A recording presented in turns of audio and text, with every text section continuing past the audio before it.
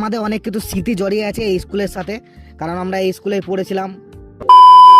হে বন্ধুরা, আজকে আমার সাইড ছুটি, তাই আমি ভাবলাম আজকে কি ভিডিও বানাবো। তো আজকে আমি বাড়িতে কি কি করছি সেগুলোই আমি তোমাদেরকে ভিডিওতে দেখাবো।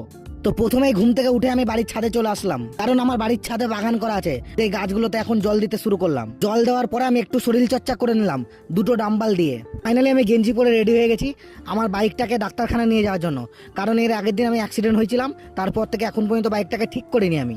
তাও আমি বাইকে ডাক্তারখানা পৌঁছে দেখি আজকে ডাক্তারখানা বন্ধ, তাও একটা পেশেন্ট অলরেডি লাইন দিয়ে দাঁড়িয়ে আছে। হতাশ হয়ে আমি আবার বাড়ি ফিরে আসলাম। বাড়ি ফেরার সময় হঠাৎ করে আমার চোখ গেল নিমতিতা হাই স্কুলের দিকে, তাই মনে হলো আজকের ব্লগে তোমাদেরকে নিমতিতা হাই স্কুলটাই ঘুরে দেখাই। তো ফাইনালি আমি গেট খুলে স্কুলের ভেতরে ঢুকে গেলাম। আর এই যে গেটটা দেখতে পাচ্ছ, এটা হচ্ছে নিমতিতা হাই স্কুলের ভেতরের মেন গেট। আর ওই যে গেটটা আছে ওটা হচ্ছে বাইরের মেন গেট। স্কুলটা আগে যেরকম ছিল এখনো সেই রকমই আছে, একটু চেঞ্জ হয়েছে। এই যে এই দিকে দেখতে পাচ্ছ পুরোনো ঘরগুলো ভেঙে এইদিকে একটু নতুন ঘর হচ্ছে। এই ঘরগুলো সব নতুন হচ্ছে।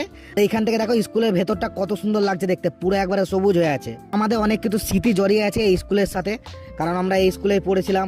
বন্ধুরা সত্যি কথা বলতে না, স্কুল লাইফটা কোনোদিন ভোলা যায় না। কারণ আজকে যদি আমরা আবার সেই স্কুল লাইফে ফেরত যেতে পারতাম, তাহলে 100তে 99% লোক আবার সেই স্কুল লাইফে ফেরত যেতে চাইতো। আর এইটা হচ্ছে নিমতিতা হাই স্কুলের বাইরের সাইড। আমরা যখন পড়তাম তখন এই দিকটা এত সুন্দর ছিল না, আর এখন এত সুন্দর করে দিয়েছে যে আবার আমাদেরকে স্কুল যেতে ইচ্ছা হয়। আর এটা হচ্ছে নিমতিতা হাই স্কুলের ওপর থেকে ভিউ। দেখছো কত সুন্দর লাগছে নিমতিতা হাই স্কুলটাকে দেখতে। তোমরা যারা যারা এই স্কুলে পড়েছো অবশ্যই এই ভিডিওটাকে শেয়ার করে দেবে। তো ফাইনালি আমার ভিডিও বানানো হয়ে গেছে, আমি এবার স্কুল থেকে চলে যাব।